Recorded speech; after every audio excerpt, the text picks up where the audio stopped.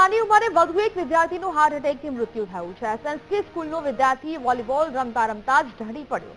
ધોરણ 12 સાયન્સનો અભ્યાસ કરતા આદિત્ય વાછાણીને હાર્ટ એટેક આવ્યો।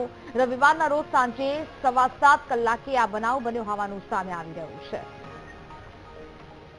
સંવાદદાતા ભાવેશ ફોન લાઈન પર જોડાયા છે। ભાવેશ, આજકાલ નાની ઉંમરે હાર્ટ એટેક આવવાની સંખ્યા વધી રહી છે। વધુ એક ઘટના રાજકોટમાંથી સામે આવી છે। જે પ્રમાણે કોરોના કાળ બાદ સતત નાની વયના લોકોમાં હાર્ટ એટેકનું પ્રમાણ છે તે વધી રહ્યું છે, ત્યારે વધુ એક યુવકનું હાર્ટ એટેકના કારણે મોત થયું છે। રાજકોટની જે એસએનકે સ્કૂલમાં જે વિદ્યાર્થી છે તે વોલીબોલ રમતા રમતા અચાનક ઢળી પડ્યો હતો, જેના કારણે તેને હોસ્પિટલ ખાતે ખસેડવામાં આવ્યો હતો, પરંતુ તેને હાર્ટ એટેક આવ્યો હોવાનું પ્રાથમિક તપાસમાં જાણવા મળી રહ્યું છે।